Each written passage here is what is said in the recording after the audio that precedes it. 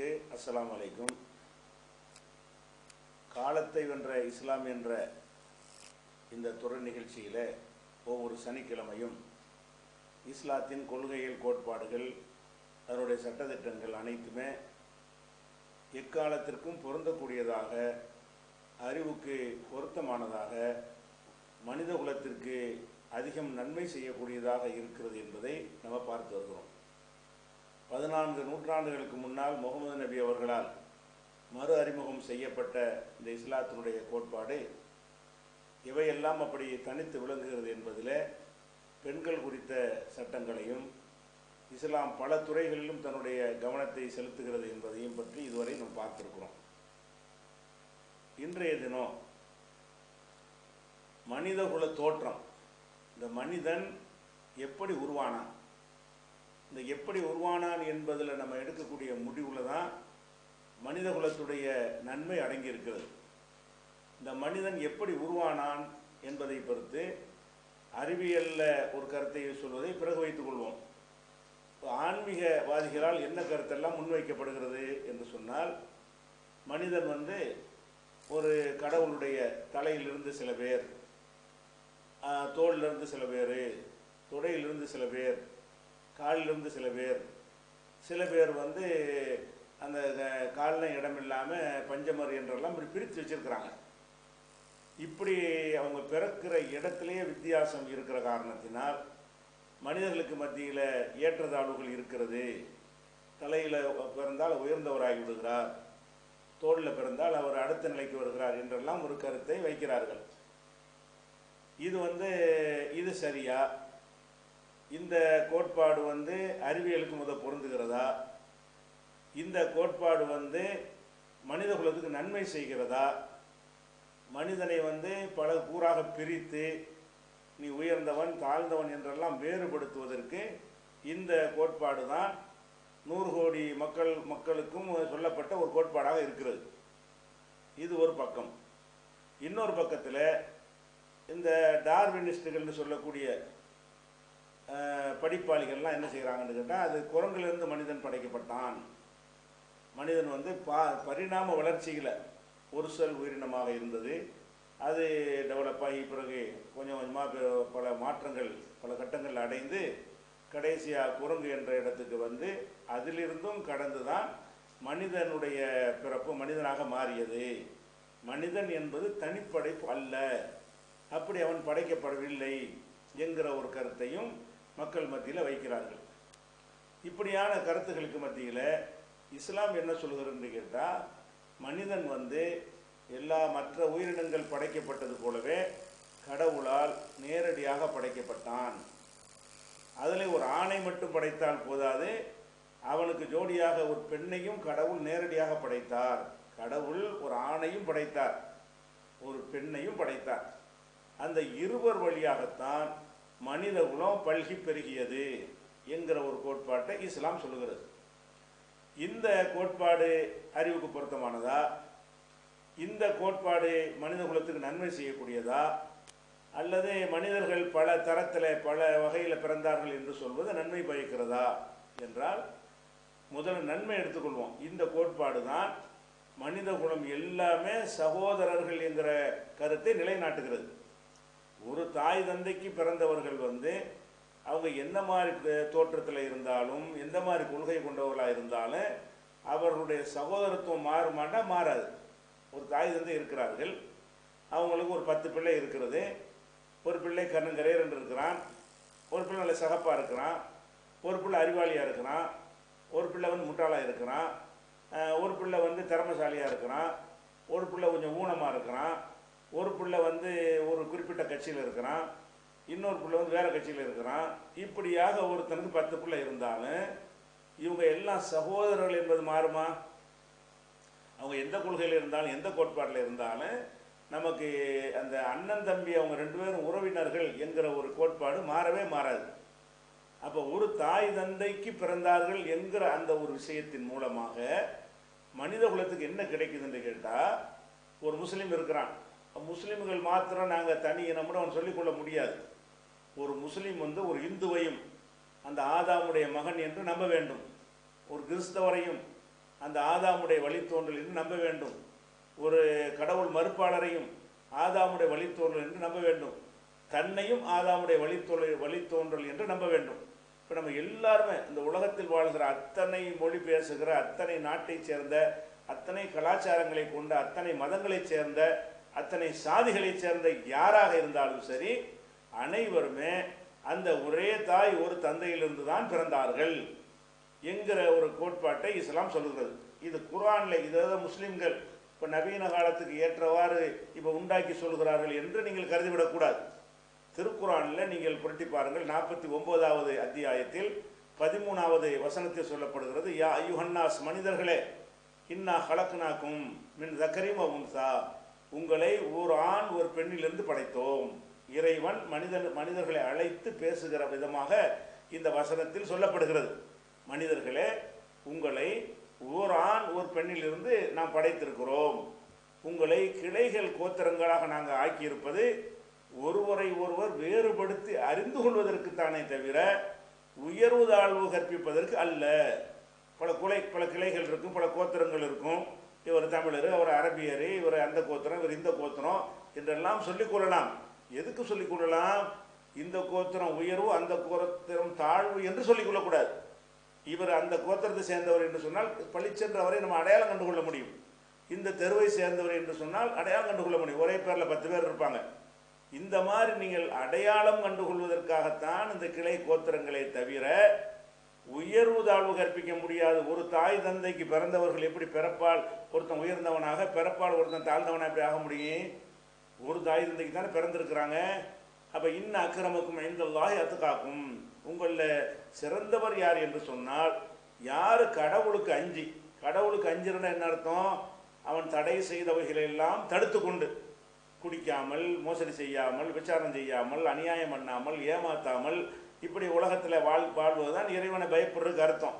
அப்போ யார் இறைவனை அதிகம் அஞ்சுகிறார்களோ அவர்கள்தான் இறைவனிடத்தில் மேலானவர்களே தவிர இந்த குலத்துக்காரருக்கு இறைவனுக்கு நெருக்கமானவர், அந்த கோத்திரம் கடவுளுக்கு நம்ம பிடிச்சமான கோத்திரம் என்கிற விஷயம் கிடையாது. கடவுள்கிட்ட வச்சு தானே இந்த வேறுபாடு படுத்துகிறாங்க. கடவுளுக்கு நாங்கள் நெருக்கமானவர்கள், நீங்கள்லாம் கடவுளுக்கு தூரமானவர்கள் என்று தானே சொல்கிறார்கள்.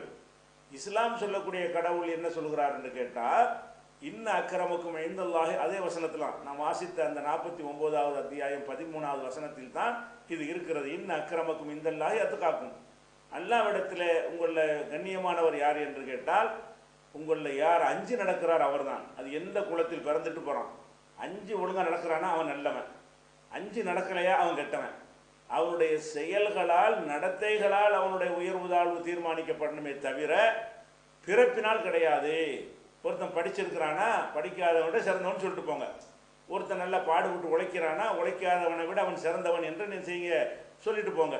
அந்த மாதிரி அவர்கள் தகுதிகளால் உயர்வதை ஏற்றுக்கொள்ளுகிற இஸ்லாம் பிறப்பினால் உயர்வது என்று சொல்வதை அடியோடு மறுக்கிறதை நம்ம பார்க்கிறோம்.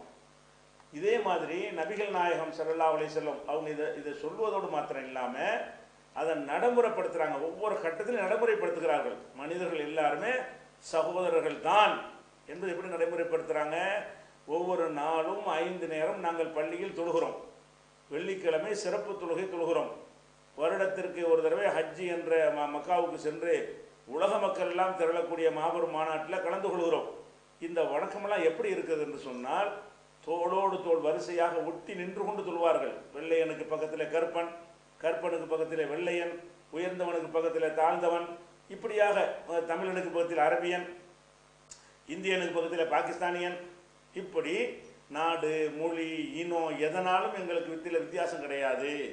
நாங்கள் ஒரு ஆதமுடைய பிள்ளைகள் சகோதரர்கள் என்று தினசரி 5 நேரம் தொழுகையில் போய் நின்று பக்கத்தில் நின்று ஒட்டி உரசி நிற்கும் பொழுது இவனை தொடணும் இவனை தொடக்கூடாதுங்கிற உள்ளத்தில் இருக்குமா? அப்போ ஒரு தாய் தந்தைக்கு பிறந்தவர்கள்ங்கிறத கிறிஸ்துவ மதத்திலையும் சொல்லப்பட்டிருக்கிறது. ஆதாம் ஏவாள்னு சொல்லப்பட்டாலும் அந்த ஒரு தாய் தந்தையருக்கு பிறந்தது என்பதை ஒரு சடங்காக ஒரு ஃபார்மாலிட்டிக்காக சொல்லாமல் அதை உயிரோட்டமாக சொல்லி அதை நிலைநாட்டுகிற திட்டங்களை எல்லாம் இஸ்லாம் கையில் எடுக்கிறது. அதனால்தான் தொழுகை ஹஜ்ஜி எந்த வணக்கத்தை நீங்கள் எடுத்துக்கொண்டாலும் சரி அனைவரையும் சமநிலையில் நிறுத்துகிறது. பிலால் என்ற அபிசீனிய கருப்பராக இருந்த அபிசினியராக இருந்த தாழ்த்தப்பட்டவராக கருதப்பட்ட அவரைத்தான் நபிகள் நாயகம் அவர்கள் பள்ளிவாசல்ல மக்களை தொழுகைக்கு அழைக்கிற பாங்கு என்ற தொழுகைக்கு முதல் பள்ளிவாசல்ல பாங்கு சொல்லுகிற அந்த பொறுப்பை ஒப்படைத்தார்கள். அப்போ நபிகள் நாயகம் வாழுகிற காலம் வரைக்கும் அவர் தான் அந்த பள்ளியில் மக்களை தொழுகைக்கு அழைக்கக்கூடியவராக பாங்கு ஓதக்கூடியவராக இருந்தார் என்பதையெல்லாம் நம்ம பார்க்கிறோம். அப்போ அந்த மாதிரி ஆள்கள்லாம் நம்ம கிட்டே நெருங்கக்கூடாது என்று கருதி இருந்த ஒரு சமுதாயத்தில் போய் அவரை எவ்வளோ பெரிய உயர்ந்த இடத்துல வைக்கிறார்கள் என்று சொன்னால், ஏன் வைக்க முடிந்தது என்று சொன்னால், அவரும் ஆதமுடைய மகன், நானும் ஆதமுடைய மகன்.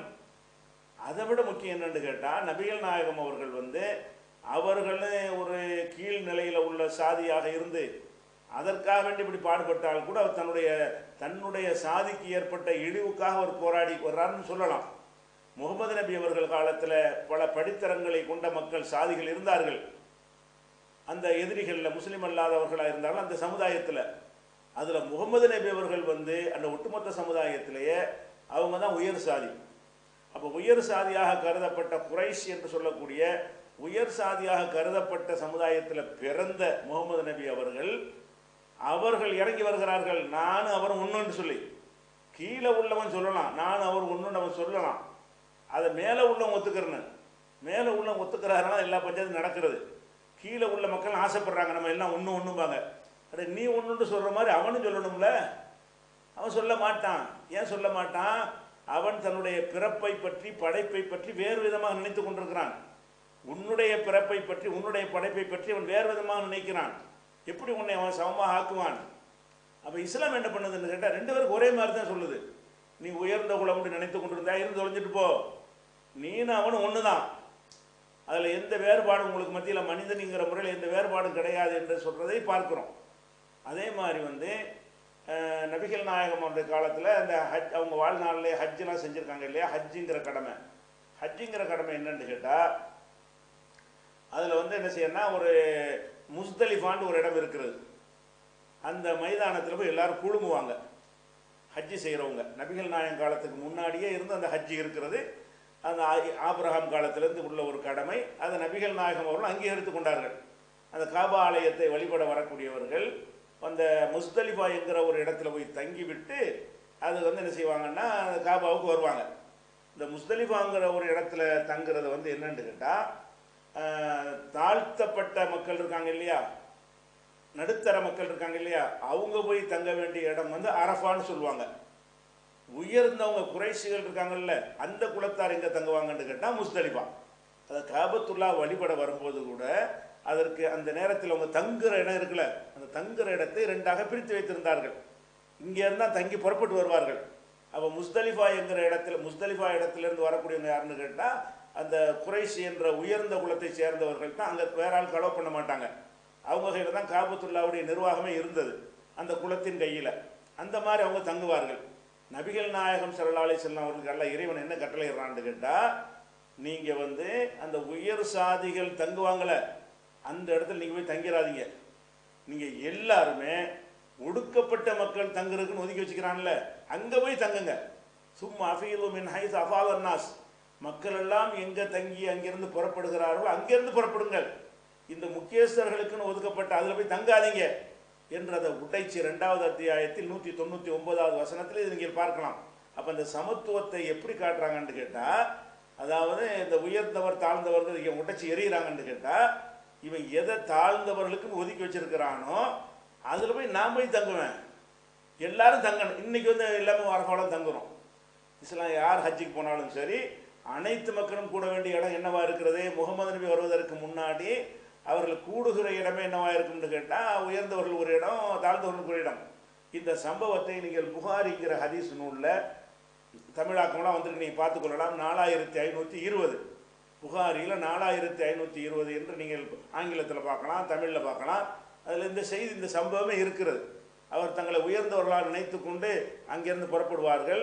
மற்ற மக்களை எல்லாம் அதை தங்க விட மாட்டார்கள். நீங்கள் அரபாவில் போய் தங்குங்க, ஹோட்டல் வழியில் தங்கிட்டு வாங்கன்னு விரட்டி விடுவார்கள். அப்போ இஸ்லாம் என்ன பண்ணுதுன்னு கேட்டால், இந்த இதுலையும் பார்க்குது, உடைச்சி எரியுது. இந்த மனிதனை பிறப்பின் அடிப்படையில் சாதியின் அடிப்படையில் உயர்வாக கருதுகிற போக்கு உடைச்சி நொறுக்குவதற்காக இப்படியான ஒரு வழிமுறையும் கையாண்டதை நம்ம பார்க்குறோம்.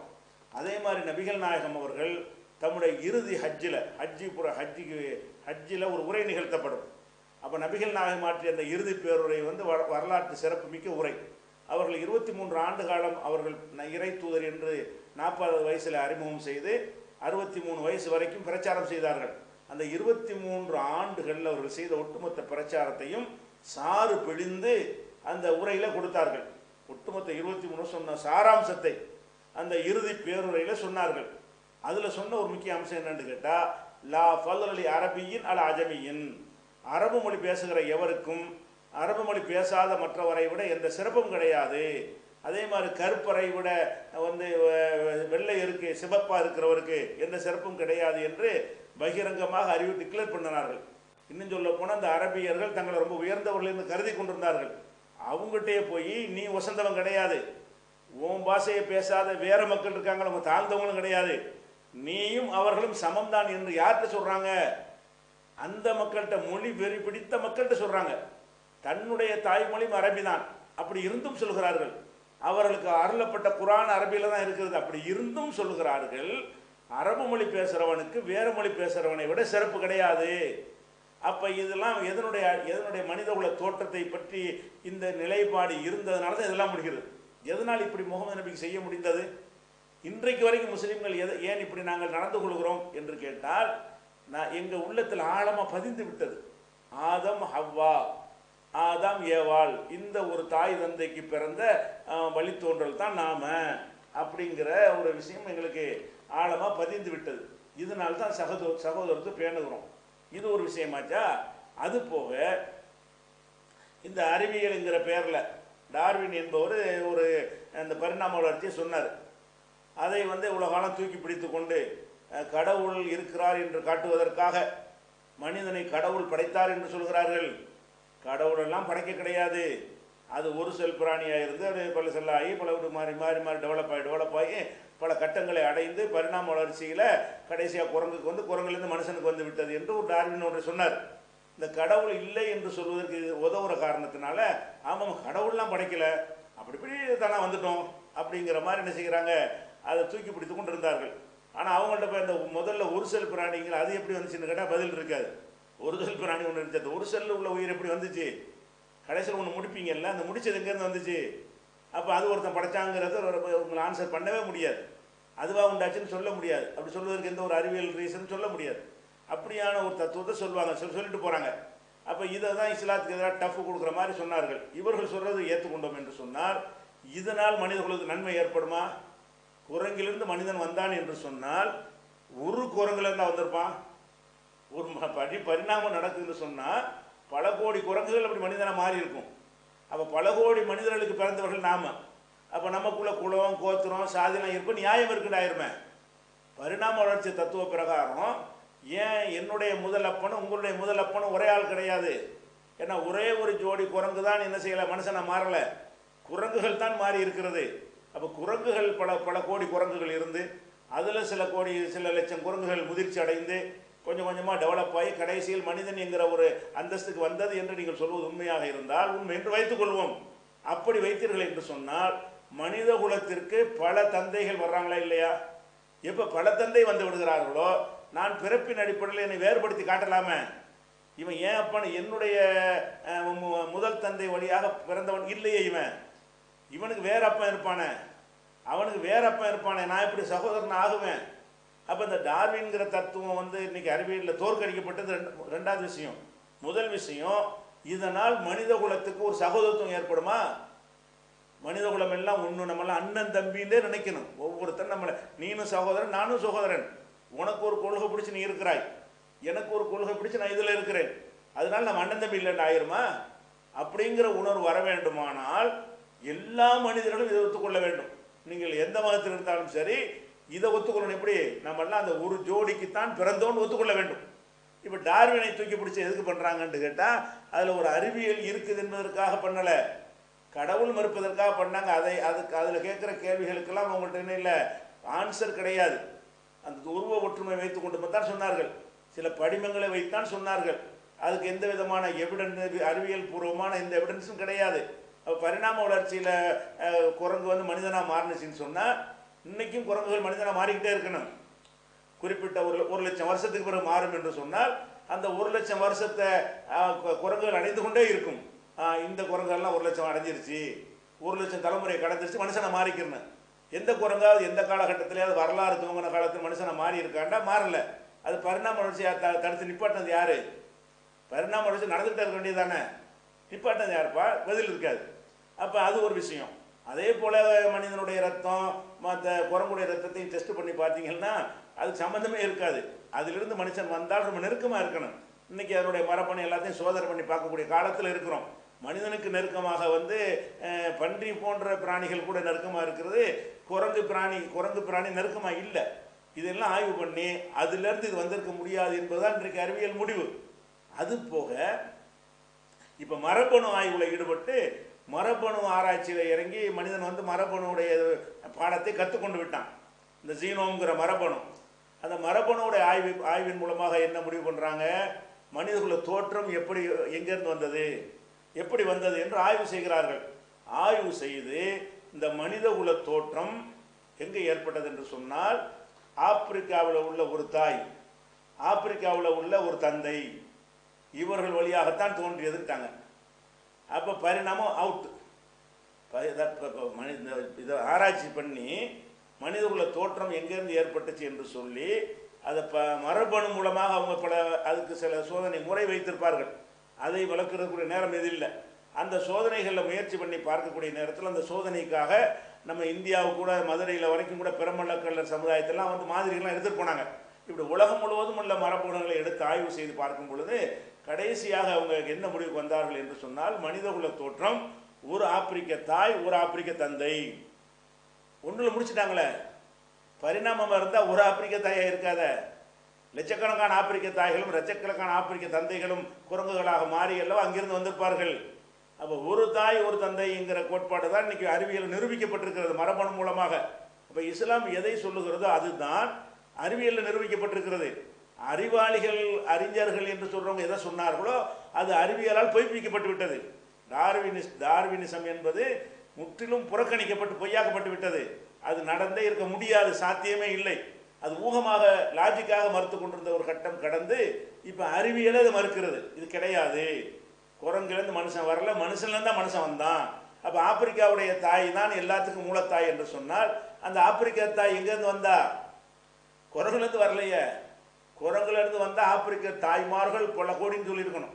பல லட்சம் தாய்மார்கள் பல லட்சம் குரங்கு திரும்பி தாய்மாரை மாறிடுச்சு. பல லட்சம் குரங்கு பல ஆம்பளையை மாறினுச்சு. அவங்களுக்கு பிறந்ததான் மனிதன் சொல்கிறானா விஞ்ஞானத்தில்? இல்லை. அப்போ அந்த ஒரு ஜோடியிலிருந்து தான் பல்கி பெறுகிறது என்று இஸ்லாம் சொல்லக்கூடிய அந்த ஒரு கோட்பாடு தான் இன்றைக்கு ஆய்வாளர்களால் அது நிரூபித்து காட்டப்பட்டு இருக்கிறது. அப்போ மனிதகுல தோற்றம் குறித்து இஸ்லாம் சொல்லக்கூடிய இந்த விஷயம் சரியாக இருக்கிறதா? அந்த இது இவங்க சொல்லக்கூடிய டார்வின் விஷயம் சரியாக இருக்குது. இன்னும் சொல்ல போனால் இந்த ஆப்பிரிக்க தாயிலிருந்தான் பிறந்தாருங்கிற இந்த விஷயத்தை நீங்கள் விடுதலை என்று பகுத்தறிவாளர்கள் பத்திரிகை நடத்துகிறாங்க. அதில் 28/7/2007 அதில் ஆர்டிகல் போட்டிருக்கிறாங்க. நீங்கள் அதுலேயும் பார்த்து தெரிஞ்சு கொள்ளலாம். அதே மாதிரி தினமணியில் அக்டோபர் 22 1988 இந்த ஜீனோ மரபணு ஆய்வையெல்லாம் போட்டு அது மனித குலத்தினுடைய தோற்றம் ஒரு ஆப்பிரிக்க தாய் தந்தையிலிருந்து தான் என்பதை சொல்கிறாங்க. அதே மாதிரி அந்த பகுத்தறிவாளர் நடத்தக்கூடிய உண்மைங்கிற இணையதளத்திலும் கூட இது குறித்த ஆய்வு கட்டுரைலாம் வெளியிட்டிருக்கிறார்கள். அப்போ இதில் என்ன விளங்குறோம் என்று கேட்டால், இன்றைய விஞ்ஞானிகள் ஆய்வு செஞ்சு சொல்கிற கருத்து என்ன? டார்வினிஸ்டுகள் சொல்லக்கூடிய கருத்தை சொல்லவில்லை. அது இடைப்பட்ட மரபணுக்கு முன்னாடி உள்ள விஞ்ஞானிகள் பலர் சொல்லிக் கொண்டிருந்தார்கள், பலர் மறுத்து கொண்டிருந்தார்கள். அது கூட முடிந்த முடிவாக இல்லை. டார்வினிசம் என்பது அறிவியல் சோதனை முறையில் எடுத்த ஒரு முடிவு அல்ல, ஒரு அனுமானத்தின் அடிப்படையில் எடுத்த ஒரு முடிவு தான்.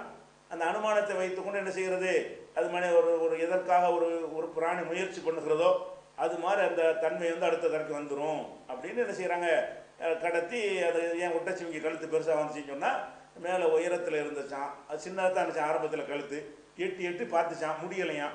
அப்படிங்கும்போது நம்ம உயரணுங்கிற ஒரு எண்ணம் உள்ளத்தில் இருந்துச்சான். அதனுடைய பிள்ளைகளுக்கு கடத்துனுச்சான். அது ஒரு நூலளவு கொஞ்சம் கூடுமா, அதனுடைய பிள்ளையை கடத்துனுச்சான். அப்படி இப்படி கூடி இப்படி வந்துருச்சு இப்படிங்கிற இது மாதிரி. இதெல்லாம் ஒரு அறிவியலாக? இதெல்லாம் சும்மா கதை ஜோக்கு மாதிரி எடுத்துக்கொள்கிற விஷயமே தவிர இப்படி எல்லாம் கடத்தியதாக சொல்கிறாங்க. அப்போ என் கங்காரு வயிற்றில் குட்டி வந்துச்சு, வயிற்று உள்ளதான குட்டி இருக்குன்னு, வயிற்றில் இது பை வந்துச்சு, பை வரணும்னு ட்ரை பண்ணிச்சா? அதுக்கெல்லாம் பதில் இருக்காது. யானைக்கு தும்பிக்கை வந்துச்சு, முகந்து பார்க்குறதுக்கு மூக்கு நீட்டுன்ற அவசியம் இருக்குதா?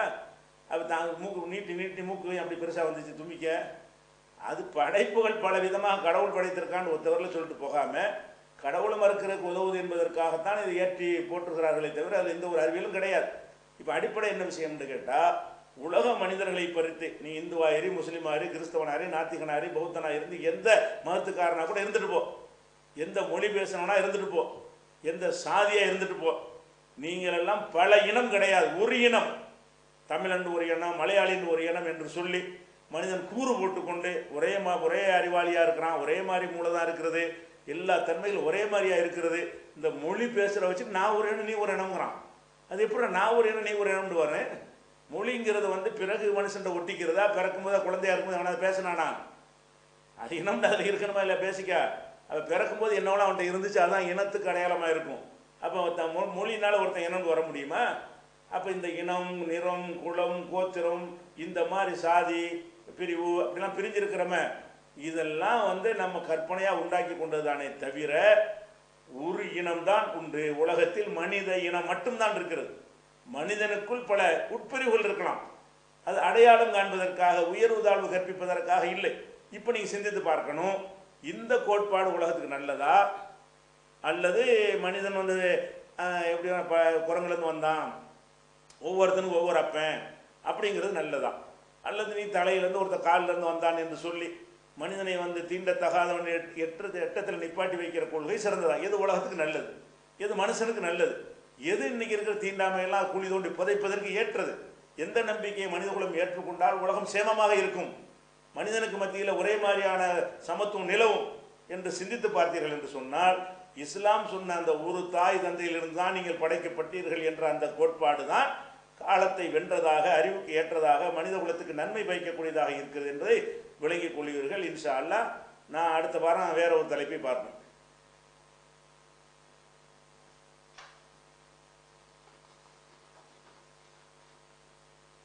இது சரியா இருக்கு தலைப்பு.